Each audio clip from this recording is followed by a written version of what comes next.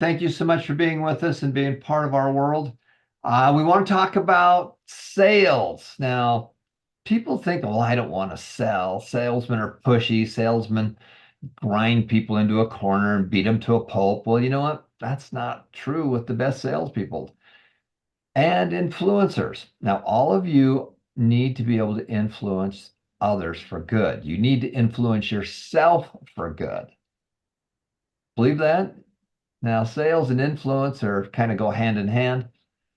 But how do you influence yourself to do the things that you need to do? How do you create that environment that makes you want to go out and do the things you want to do? Well, all that's part of the persuasion process. And our goal is to be able to teach you that. And, a good persuader, a good influencer, a good salesperson, their job is to solve problems, solve bigger problems. And if you can solve their problems and you can add more value than the other guy that's solving problems, then people will naturally want to work with you. And that's how you get sales. It's not tricking somebody, it's not ripping somebody off because that's short term.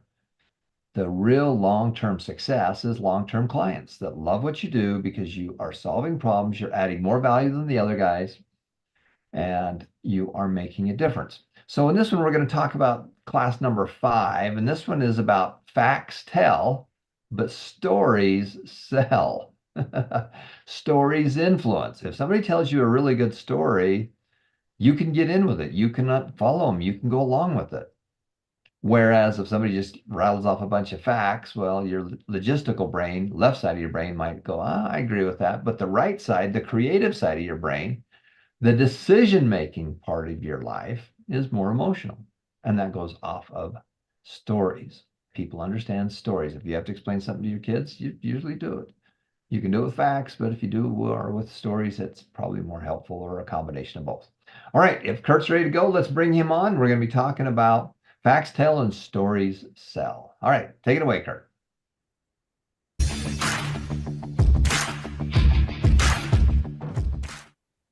All right, welcome back. This is sales school number 5. Number 4, remember we talked about your pre-sales checklist, getting prepared, spending the time up front. That is well worth it. Know you're busy. Do the homework. We talked about that.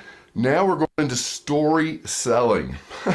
You want to master a skill that'll take your influence, persuasion, sales to the next level, and even marketing, right?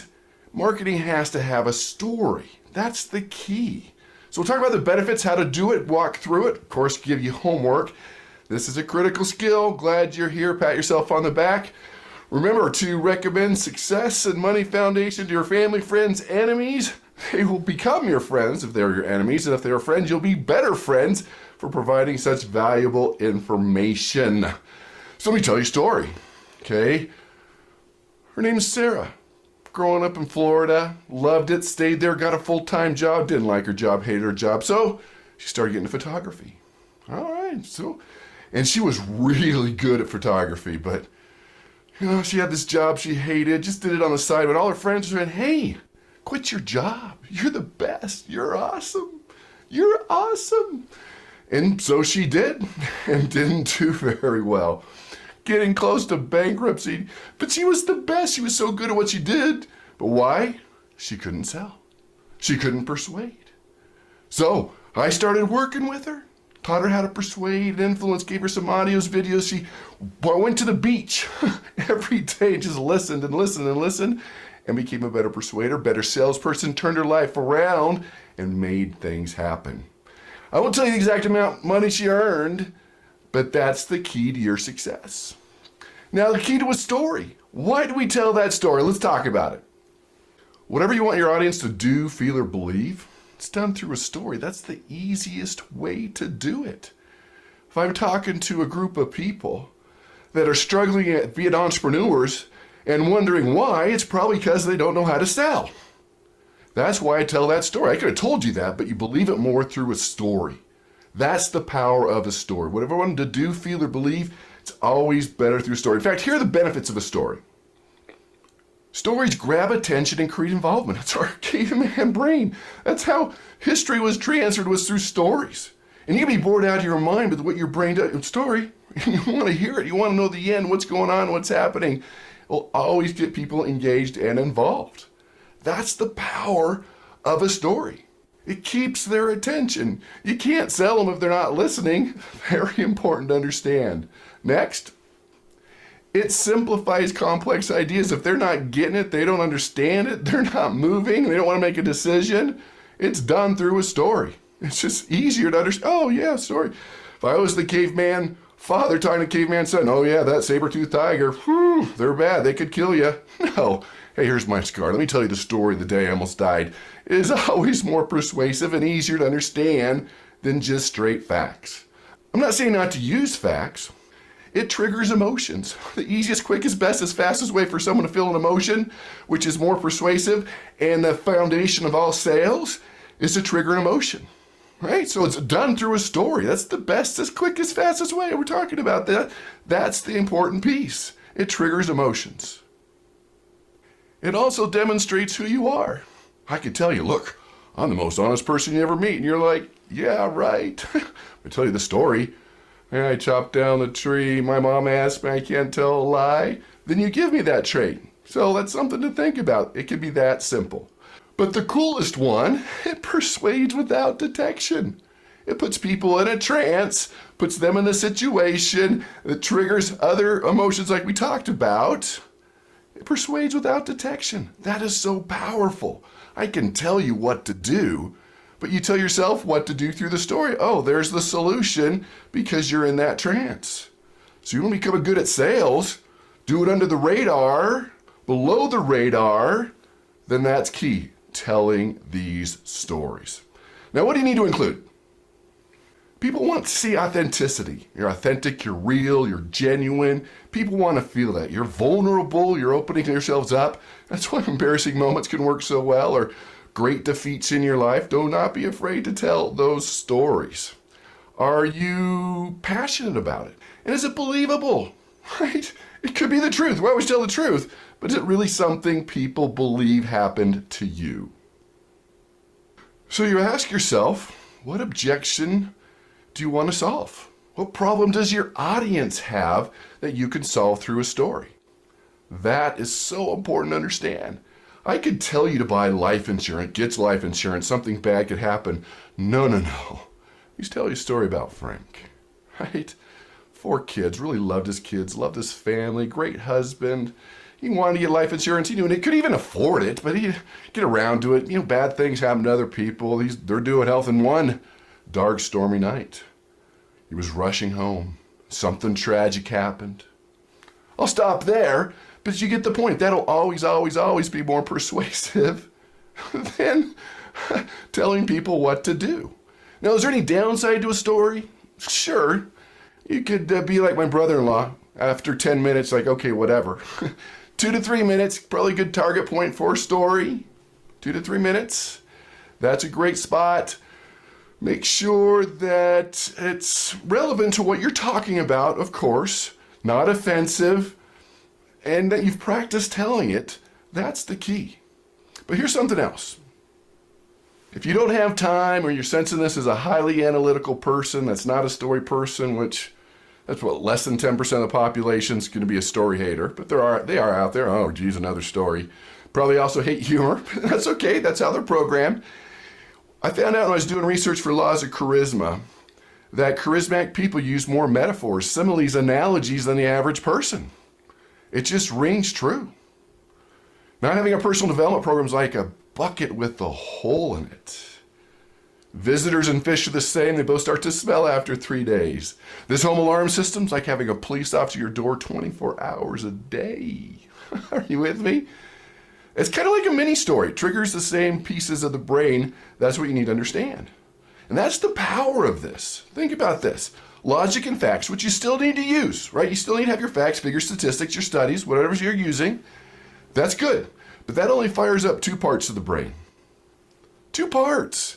Stories fire up 7 parts of the brain. They're more memorable. Again, they trigger the emotions. That's the power. In fact, Dr. Aker at Stanford did studies on this. Stories are 22 times more likely to be remembered than a fact figure study. Let's put it out there, just saying. So what could you pull from? Embarrassing moment, saddest moments, growing up years, year by year events, dating, school days, disappointments, photographs, victories, defeats, success stories, proudest moments, family vacations, travel, sports, things that happen in the workplace, hobbies, heroes, journals, diaries, defeats. Talked about that. Before and after pictures. Now, what's a before and after picture? Well, every infomercial ever. And that's what you need to be, the before and after picture. Or use success stories. Now, success stories you need somewhere in your sales presentation. That's a story. That's the before and after picture. My children used to be disobedient. Now they're perfect. I used to be fat. Now I'm healthy. I used to be broke. Now I'm wealthy. Share it. People want to see that. Hey, they're like me. They've solved the problem that I have. That's done through a story. Your story, other people's success stories, the more, the better. So I encourage everyone, it's going to be part of your homework. You have hundreds of stories. And your knee-jerk reaction is, oh, I don't know if I do. Oh yeah, you've been on the earth long enough to have hundreds of stories. Telling you. So create a story list on your phone. Stories that you've lived and stories that you borrow. You could be welcome to borrow my stories. That's the power of it. You could borrow stories and put them on your phone. And eventually, let me know when you do, you'll pass 100. Now, when you put them on your list, it doesn't matter how or when you're going to use it. Just put it on your list. Put it on your list, put it on your list. And so when you need a story, a relevant story, you can look it up and use that story. So how do you structure a story? Of course, you need a backstory, the setup. This is where you kind of give the details so they can understand the story, who it's happening to, what's going on, the background type of thing. That's the setup. You got to let them know the setup there and what's going on so they can understand the story. Next, the goal of the character. You try to make that the setup of your audience. When you look at the character story, it could be you, someone that's real, someone that's vulnerable, someone that has the same challenges as your audience. That's your goal. What is the goal of the character here? Then, just like any Hollywood movie, the conflict. Now, that could be internal or external. Internal being a problem, I'm feeling vulnerable, something bad happened, I don't have the tools. Or external, that would be a villain. Good stories have a victim and a villain. That's something to think about. What's the conflict here? What's going on? And this really grabs their attention, especially it's close to conflict that they're facing right now. That's basically what's blocking the person from achieving their goals. Next, the victory. Surprise is best. This is the solution. This is how they solve that problem that, of course, the audience is also having. That's the good story. You want a good ending. You ever been to a movie before with a bad ending? You're like, really? I sat here for 2 hours to watch everybody die, to see the person fail, to not see something great happen at the end. And then you take all that to go to the next one, which is that aha moment, the lesson learned. That's what you're looking for. The lesson learned, the takeaway. That's how you structure a story. That's the key. And practice these stories. Practice them. Find a 5-year-old, start reading them stories, start making stories, tell other people stories. The more you tell it, the better you get. So if I wanted you to start thinking about quit listening to the negative people around you. Remember Aunt Edna? That's the negative, mean person in your family. And every family has one that sucks the life out of you. Sit next to her at a family gathering, don't even talk to her, and she sucks the life out of you, right? Don't even talk to her, she just drains you. Energy vampire, whatever you want to call it, parasite, whatever you want to call it. That's who she is. And too many people listen to this person like, oh yeah, that's right. And this is the story that I tell. Just to help that I've been through it too, that people will pull you down, spit on your dreams, suck the life out of you. You've got this, you can do it, because everybody has been. When you listen to that opinion, again, it sucks the life out of you. I was at a family gathering when I was younger. I was kind of in a phase of my life. I decided I want to become a best-selling author. Okay, family gathering, of course. Hey, Kurt, what you're up to? I'm like, I think I'm going to write a best-selling book. They're like, oh, really, you? You're not smart enough for that. You don't have fill in the blank. You're not good at grammar. You're not. And it was just like, really? Spitting on my dreams? And why do people spit on your dreams? Because they've given up on their dreams. But that's a whole nother chapter. And every reunion after that, oh, hey, bestseller, how's your book coming? It takes longer than you think to make that happen, but I did. I made that happen. And, success is your best revenge. Not much was said, but I had proven my point. People will say that and use that for motivation and use that for energy. Or I'll tell this story. About the young farmer and a young son. They didn't have a lot of money, but they were hard workers. They saved up enough money to get a donkey. Oh man, they loved this donkey. Treated it like family. They groomed it well. They fed it well, and it was helping with the farm. But one Saturday, they decided to take this donkey into town, kind of show it off a little bit, right? And so they groomed it, got it ready, put the saddle on it. The loving father put the son on, started walking the donkey into town. The first neighbor says, what? Lazy son making their father walk. What kind of son would do that? All right, oh, they heard this, and so they switched. Dad got on. Next neighbor says, what a bad father making their own son walk. What kind of father would do that? So they both got on. And the next neighbor says, hello, animal cruelty. It's too much weight. You're bad people. Okay, so then they just walked next to it. And the next neighbor says, hello, you got a donkey. Why don't one of you ride it? Okay, so perplexed. They cut down this tree. They tied the donkey up upside down. Donkey was kicking, fell off over a bridge into the river. And of course, that didn't end well. Just triggering the feelings like, hey, people are like that. They do that to you. Quit listening. Whatever you want your audience to do, feel, or believe is done through a story. But it's also critical with your stories to verbally package them. Paint the picture. What does that mean? Well, verbal packaging is a couple of different things. It's the words you use and the actual voice. You're varying your rate, you're getting into it, you're living it, you're pausing, you're using the right words, the right inflection, the right volume. That's verbal packaging. That's also part of painting a picture. It's like I'm listening to it's like I'm in a movie theater. You're telling a story. I can see it, taste it, touch it, feel it. I'm there. It's real. I paint the picture. Imagine I could talk about lemons, but if I said, imagine, that's a good word to use, or visualize, or think about. Great way to start a story or just get people thinking about things. You're walking into your kitchen and you're hungry, opening up the fridge and you're looking and so lemon, right? You pick it up and citrusy smell and you cut it on the counter and that kind of golden juice comes oozing out and you look at it and you smell it and you take a bite. You're like, ooh. Actually, if I would have said cringe now, salivate now, you couldn't do it, but you can do that through a descriptive paint the picture story. Just how it is. You didn't go to the beach. No, I pulled over on Pacific Coast Highway, rolled down the window and salty ocean air, and I took off my shoes and socks and the warm sand between my toes. The sun was striking my face. I could feel the warmth, the seagulls, the sounds they were making, the surf was crashing. Take them there through your stories.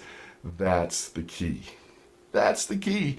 That is definitely what you want to focus on. I'm telling you tell stories, you can sell anything. Marketing's a story. The successful companies built around a story. Tom always talks about Paul Newman's Own, has a story.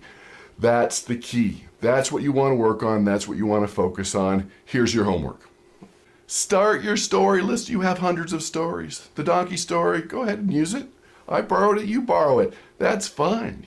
There are so many different ways to find stories. Start the list, put it on your phone. Family gatherings, you remember stories, put it on your list. That is such a simple thing to do. Then, as you do that, identify one story to put in your presentation, right? Put that into your sales presentation. What is a story? Or even a couple success stories that you can use, start gathering, start using. That is important. That's a powerful thing that you can do. Final one, practice. Practice your stories. Every time you do it, it's going to get a little better, a little stronger, more descriptive. You're painting a picture. That is something you can do. Understand the stories. Again, when you put them on your list, it doesn't matter when and where you're going to use it. It's all part of it. You can put it in there, put it on your list. Think about it. That's a powerful thing that you can do. This is such a simple thing that you can do to become better at sales. It's that simple. It's that simple. So do it. Do your homework. There you have it right there. Become more successful, become better at sales. Man, you talk about that secret sauce of an entrepreneur, of someone with a side hustle. This is it. This is what you can do. Powerful, powerful, powerful. So do it, make it happen, become more persuasive, become a better salesperson. You know the drill. When you do this, increase your income, teach others to increase their income, recommend the Success and Money Foundation, and go out and make the world a better place. Thanks, Kurt. And again, when we talk about persuasion, we talk about sales, it's all about making a difference in your life, in your family's life, and those around you. People think that the word sales has a bad negative connotation to it. Well, call it sales, call it persuasion. You need to persuade yourself. You need to get up in the morning and persuade yourself to go out and take on the world. And if it's a game, then games are fun. So as you do things, make it a game and have some fun with it. And everybody wins. And some win big. Finance is a game and games are fun. Sales is a game and games are fun. Influencing others for good is a game and games are fun because there's a lot of people out there influencing for bad. And they are out there to make sales. For example, there's a lot of food companies that are providing a service. They're feeding people, but they're feeding them stuff that's probably not really good for you in the long run. And to compete, they're reducing the price of everything so it's very inexpensive to eat at fast foods, but the product is not very good. There's a lot of preservatives in there. In the long run, it's probably hurting you. They're persuading you for bad. Everybody's out there to persuade you. Social media, everybody's persuading you to do something. There's advertising. You talk about sales, you talk about advertising, persuasion. They're all in the same area. And your goal is to find a way to persuade yourself, your family, and your friends to do the right things that will compound and help you have a better life. That's why you're here. So thanks, Kurt. We appreciate you being on with us. We're going to come right back. We're going to be talking about the 5 steps and go into great detail and where you can find all these great materials and give you a good overview so that we can get out there and make a huge difference. Thanks for watching.